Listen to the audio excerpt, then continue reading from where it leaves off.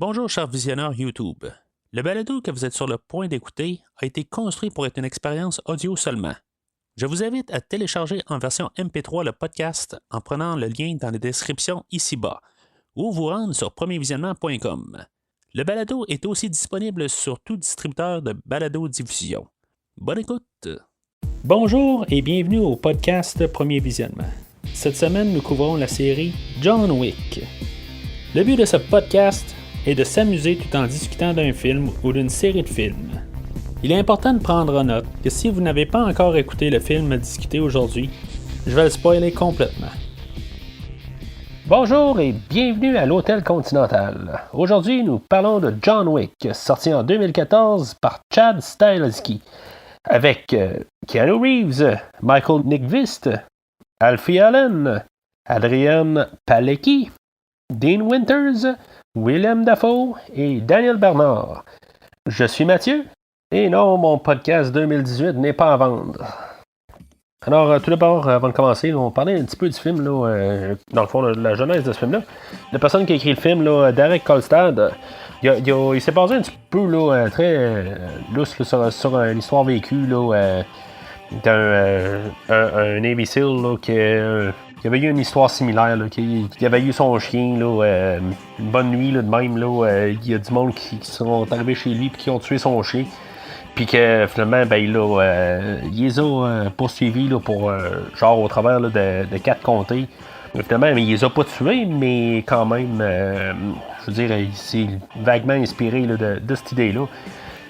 C'est ça, il était influencé aussi là, de le bon, le machin, là, le truand là, de 1966 là, par Sergio Leone et Point Blank de 67, le Cercle Rouge de 70, puis The Killer de 89. En gros, là, c'est ça qu'il a comme tout mélangé ça ensemble là, un peu.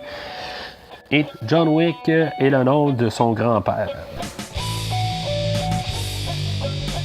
Alors aujourd'hui, c'est ça, on a un film là, assez simple, là, point de vue histoire. Il n'y a pas grand thématique là, non plus. Là. Si on a une petite création d'univers, tout ça. C'est un film d'action.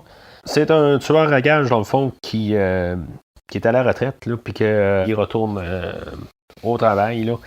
Je veux dire, c'est une histoire de base qu'on a déjà vu une couple de fois. Là. La seule thématique que je vois en général, là, c'est qui revient, là, c'est peu importe, là, je veux dire, on est ce qu'on est, tout simplement.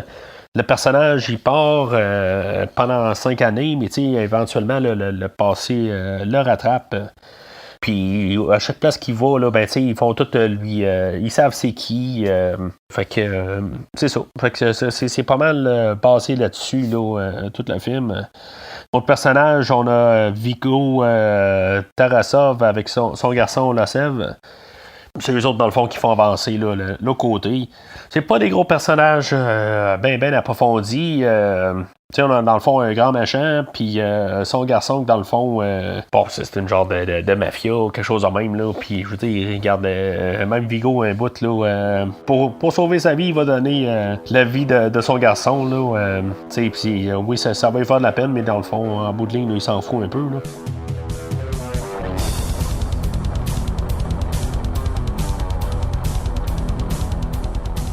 Fait que le film ouvre avec la fin du film. Tout le film est un flashback. On a comme toute l'histoire là, pour s'en rendre à l'us. Dans le fond, c'est vraiment un teaser là, pour se dire que mais John va mourir. Là, puis on se dit, il va venger sa femme ou sa blonde. En tout cas, c'est ce que, dans le fond, là, la première minute là, nous dit. Moi, honnêtement, je suis pas trop fan de ces affaires-là. C'est comme, on sait qu'on va s'en ramasser là, mais à chaque fois qu'on nous a montré toutes des affaires de même, que notre personnage meurt au début ou quelque chose de même, on sait qu'on va revenir à cette scène-là, puis que finalement, il meurt pas ou quelque chose de même. En tout cas, je veux dire, au moins, on n'en revient jamais là avant vraiment la fin. Là. Puis même quand on en revient à la fin, c'est comme ça a été oublié. Là, moi, il n'y a pas une seconde là, dans tout le film au complet là, que je vais repenser, là, il va mourir à la fin. Là, mais c'est un choix. Là, c'est sûr qu'il n'y a pas d'action, mais on comprend un peu là, quel genre de film qu'on rentre dedans là, à la première minute. Là. Fait que le film, après ça, ben c'est ça. Il part proprement, là, parce qu'on voit John Wick, là, que dans le fond, il est seul, puis là, il pense à sa femme, puis tout ça, puis... Tu sais, ça a l'air d'être vraiment la vie là, pénible. Tu sais, ils prennent quand même là, genre 5 minutes là, à bien établir ça. Son ami Marcus, puis tu sais, l'introduction de Daisy le chien.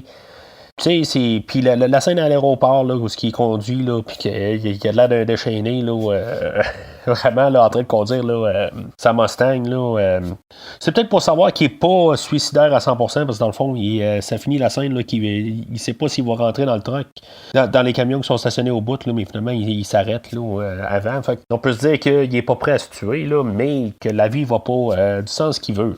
Fait que moi, honnêtement, je trouve que c'est un bon petit début. Je veux dire, on a tout placé les personnages, tout ça. On sait dans quel univers qu'on est. Là, c'est quand même un peu dépressif, mais c'est correct, on part de là. Là, on arrive à 15 minutes, là, puis c'est là où ça commence à brasser, dans le fond. Là, John Wick qui se fait attaquer à la maison, puis finalement, ben, son chien il se fait tuer là-dedans. Tu sais, il s'arrange pour que, dans le fond, John Wick il puisse à rien faire. Tu sais, c'est une scène qui dure à peu près 1 minute, là, mais on se dit, là, pauvre monsieur, tout ça, mais tu sais, ça va pas bien de son bord. OK, puis finalement, ben, quelque part, sûrement qu'il va prendre un fusil, puis je veux dire, après ça, il va commencer à faire son chemin, tout ça. Je veux dire, on n'a pas appris quand même beaucoup là, de lui là, jusqu'à là, là, fait que puis c'est correct, là, toute la construction. Là. C'est après ça, quand, dans le fond, une fois qu'ils ont pris sa voiture, dans le fond, tout commence de là, dans le fond, là, à cause de la Mustang le 69 là, que John Wick avait, là, puis qu'il avait croisé là, l'Osef, le garçon là, de Tarasov. Là, mais puis c'est ça, lui arrive au garage là, où Aurelio, puis que lui, dans le fond, là, il dit Hey, c'est à qui t'as volé la voiture? Puis il dit. Puis là, aussitôt qu'il se rend compte que c'est la voiture à John Wick, c'est là que là, tout d'un coup, oups, on commence à comprendre là, que John Wick, là, c'est peut-être quelqu'un. Ce qui est pas pire de ce film-là, là, c'est que il garde tout le long du film. Là, c'est pas comme genre le début pour nous introduire au personnage. C'est à chaque fois qu'on voit le personnage, là, ça continue. Là, sa réputation le précède.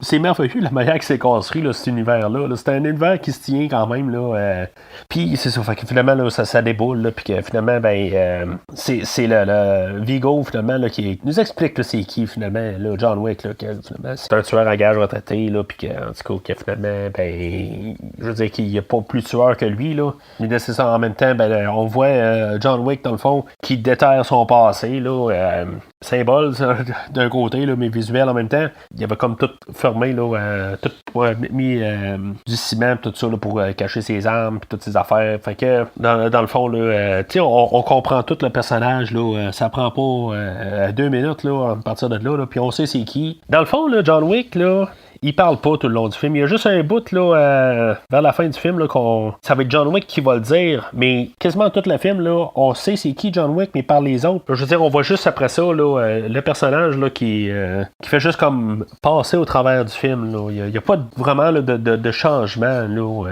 là-dessus. Là. Je veux dire, oui, il vient de perdre son chien, tout ça, mais je veux dire, c'est comme sa progression. Il n'y a pas de choses qui doit se débattre dans sa tête ou n'importe quoi. Là. Je veux dire, c'est assez straightforward. Puis c'est correct, là, je veux dire, on a un film d'action, puis on n'essaie pas d'être plus que ça, mais on essaie de faire ce qu'on. Le film d'action là, le mieux possible, là, puis moi je suis entièrement d'accord avec ça. Là. Fait que c'est pas long, puis là c'est ça. Où ce que Vigo envoie là, des tueurs pour tuer John Wick. Là, c'est dans le fond là, notre premier aperçu de qu'est-ce que John Wick peut faire. C'est dans le fond, là, je veux dire, c'est une scène d'action, tu sais, puis ça coûte pas cher à faire. Mais tout ce qu'on voit, là, toute la chorégraphie, là, de toute la fusillade dans la maison, puis toutes les petites affaires, là, c'est tellement beaucoup, juste la manière que c'est fait, tout est pensé.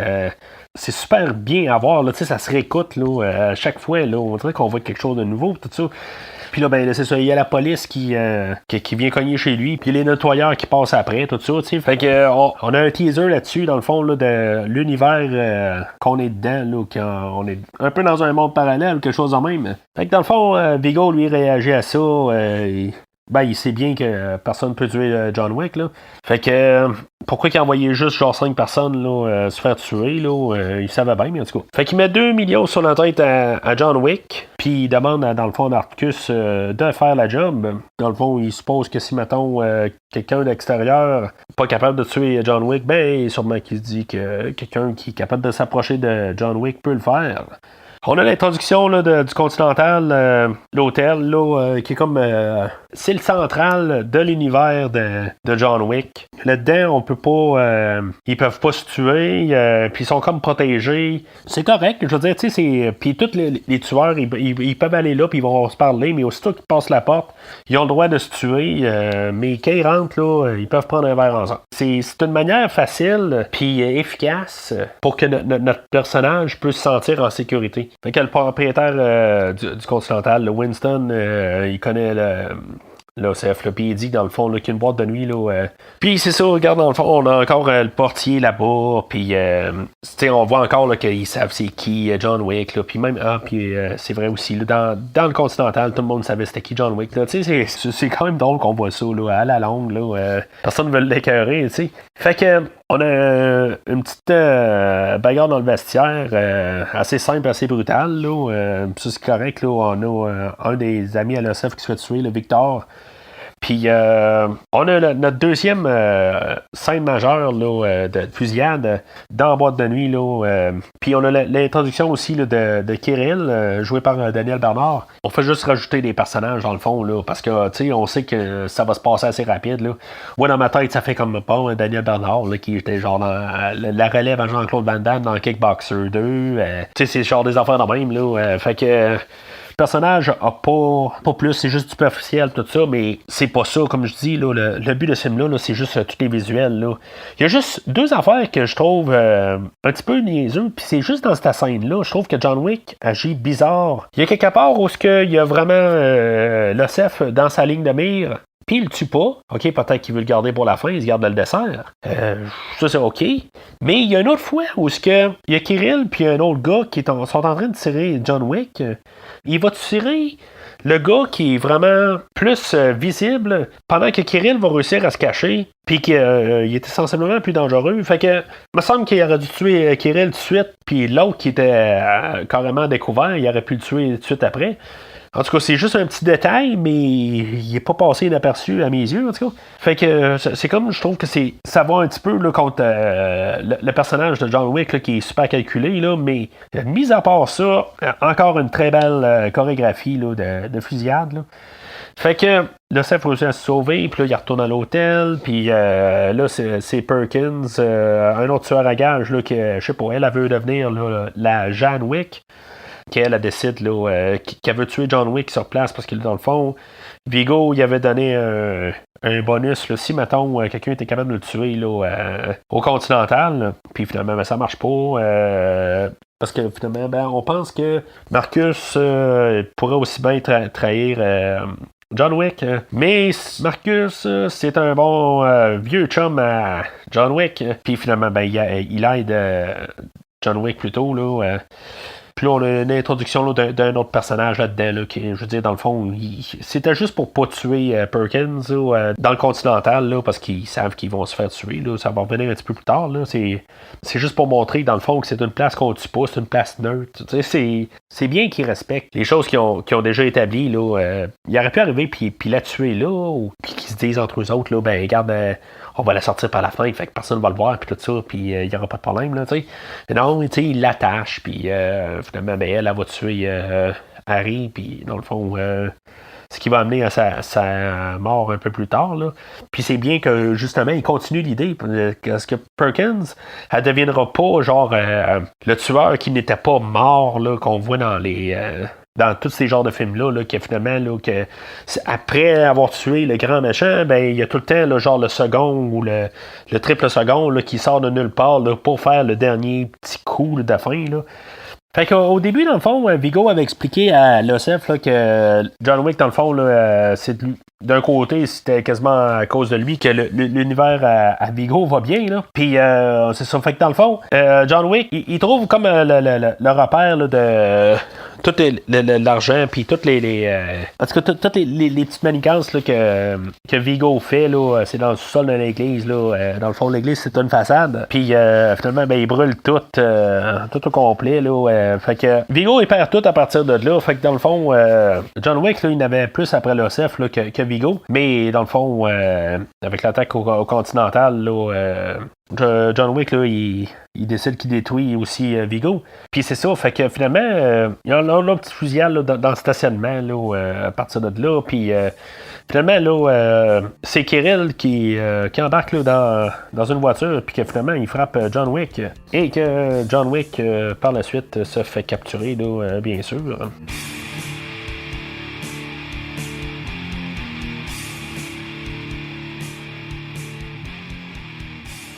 Fait que c'est ça, au réveil de John Wick, il est attaché à une chaise, puis là, dans le fond, c'est comme genre le seul moment émotionnel là, que John Wick a dans ce film. On voit vraiment son point de vue, mais je veux dire, on l'a vu depuis le début du film. Là, c'est tous les autres qui l'ont dit, mais c'est lui qu'il fallait qu'il verbalise, comme pour confirmer, là, dans le fond, c'est ça. Il y avait une vie là, d'assassin, puis finalement, ben, qu'il avait décidé là, de virer straight, puis que finalement, il se l'est fait enlever, puis là, ben, il était fâché de ça un peu, là, puis qu'en plus, la voiture, puis le chien, tout ça, c'était la goutte qui a fait déborder le vase. Là. Fait que, c'est ça, je veux dire, on voit que, je veux dire, qu'il est vraiment enragé, là, mais c'est juste la seule et unique scène qu'on a du côté là, verbal de John Wick, puis c'est ça, fait que finalement, là, ben, il va se déprendre, là. Il y a Marcus qui va l'aider à sortir, puis que finalement il va se ramasser, il va avoir le combat avec Kirill, ça finit que John Wick dans le fond il veut pas tuer Vigo, c'est l'OCF qui veut tuer, puis c'est ça, il laisse Vigo aller, fait que on a une scène là, où ce que dans le fond là, qui amène à la mort de l'OCF, là, où ce que l'OCF il est enfermé chez lui, là, puis un de ses amis qui est avec là, qui est en train de jouer un first person shooter Dust 514, j'ai aucune idée c'est quoi le jeu là, mais en tout cas ça fait dans le fond un plan là, parallèle là, avec ce qui se passe là, pendant que John Wick là, est en train de tranquillement là, se rendre là, à l'OCF. Choix intéressant dans le fond là, de varier les choses, puis c'est correct, c'est assez simple là, dans le fond là, John Wick, mission, tuer l'OCF, pas de bavardage, rien, tu sais, il arrive à l'OCF, là, puis l'OCF, il arrive, puis il dit, ben, c'était juste un pouf, fini. Tu sais, c'est même pas le temps, là, d'essayer de se faire comprendre, là, dans le fond, là, pour le chien, tout ça, mais tu sais, c'est correct, dans le fond, là, sa mission, c'était ça, là, depuis le début, là, je pense pas qu'elle a réussi à péter sa bulle. Là. Après ça, on a Perkins qui se fait descendre, puis, juste avant ça, c'est ça, il y a Marcus aussi qui se fait descendre, là, comme en revanche, dans le fond, de Vigo, là, puis que dans le fond, son fils s'est fait tuer à partir de là, à cause que Marcus, il l'a trahi, en tout cas. Tu sais, si on retourne au début du film, puis on se dit que Marcus aurait dit non à Vigo, probablement que Marcus ne serait pas sorti vivant de l'entretien là, avec Vigo, fait que à quelque part, il n'y avait pas le choix d'accepter. Tu sais, c'est ok, c'est de la mafia, là, des affaires de même, là, ok, fait que. Mais plus, elle fait que Marcus se fait pogner là-dedans, là, je vois ça un petit peu. C'est un petit peu stupide, dans le fond. Là. C'est juste, dans le fond, là, pour qu'on élimine nos personnages, là, tout simplement, là, qu'ils ne servent plus à rien là, pour la fin du film.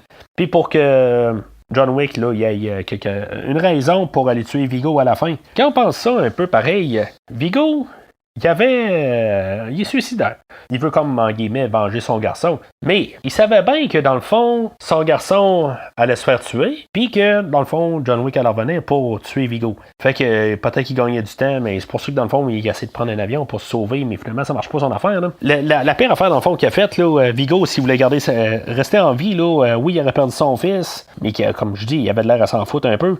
Il n'aurait pas dû tuer Marcus. C'est l'erreur qu'il a faite. Fait que, dans le fond, ça, c'est écoute sa vie, là, on a le combo, là, l'autre fusillade là, en voiture, ça change encore un petit peu une différence là, avec toutes les autres fusillades là, au courant du film. Puis c'est ça, fait que finalement là, on a un combat mano à mano. Honnêtement, là, ça a l'air déjà perdu d'avance. Là, rien contre Michael Nyqvist, là, mais il a l'air déjà au moins en forme là, que John Wick. Là, fait que il fallait quand même qu'il mette genre un peu là, l'étape suivante, si on veut. Là, je veux dire, juste y mettre une balle dans la tête, là, ça aurait peut-être pas été assez satisfaisant comme finale de film.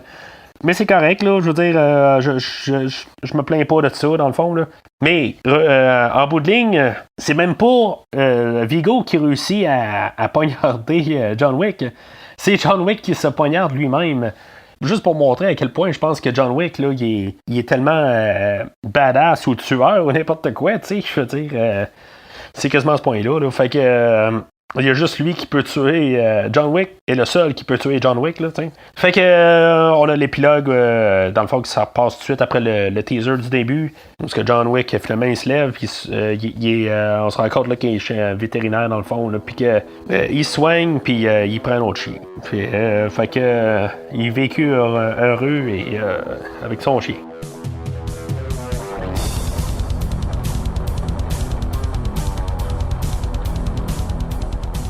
Alors, en conclusion, il y en a qui vont regarder là, des films de danse, on va se foutre de l'histoire, le plus important c'est les chorégraphies, il y en a que ça va être des films de sport, puis je veux dire on va regarder là, les chorégraphies encore là-dedans, il y en a qui vont regarder des pornos pour... En tout cas, vous voyez ce que je veux dire.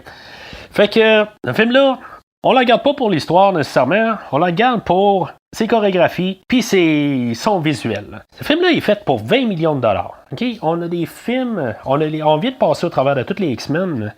Je veux dire, on a des films là, à 100 000. Je veux dire, ce film-là, avec juste 20 millions, il a fait un film d'action là, parfait. Là. Il n'y a à peu près aucune compétition. Là. Tout le style...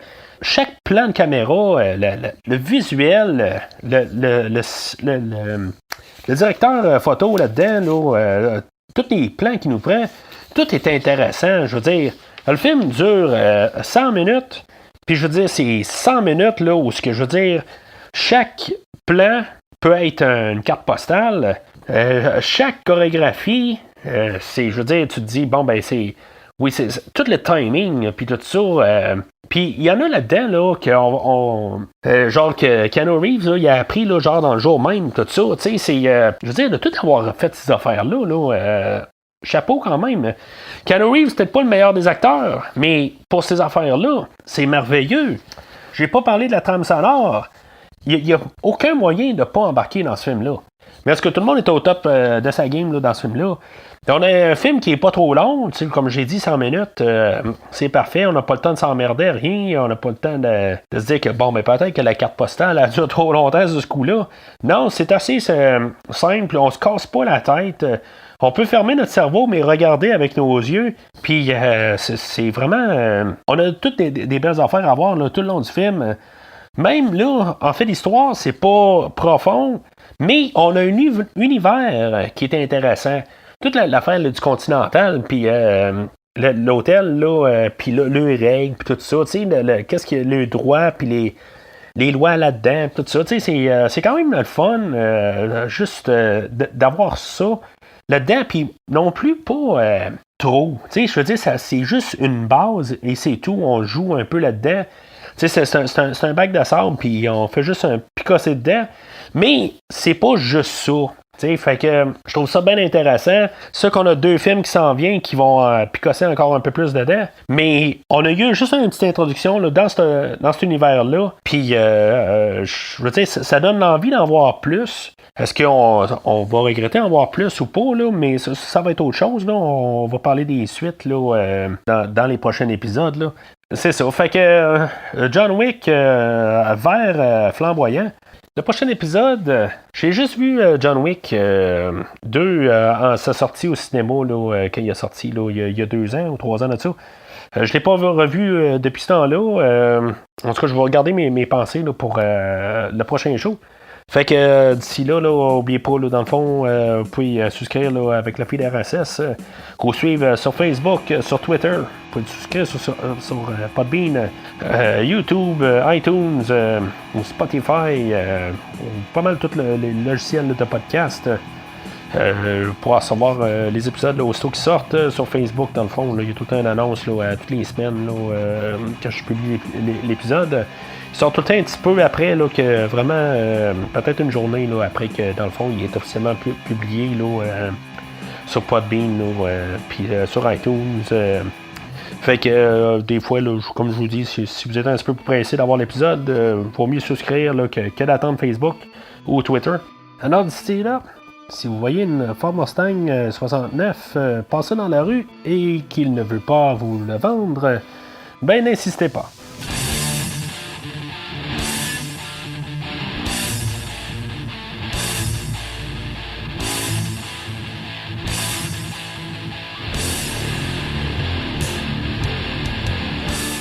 Merci d'avoir écouté cet épisode de Premier Visionnement. J'espère que vous vous êtes bien amusés. Revenez-nous prochainement pour un nouveau podcast sur un nouveau film. Les opinions qui se sont dites sont les miennes et ont pour but de mieux comprendre le film et ou trouver un sujet de discussion et non de servir comme version officielle ou définitive du film discuté ici. N'oubliez pas de suivre la page Facebook de Premier Visionnement pour être informé de nouveaux podcasts. Vous pouvez écouter Premier Visionnement sur plusieurs plateformes, dont Spotify, YouTube et Stitcher. Merci et au prochain épisode.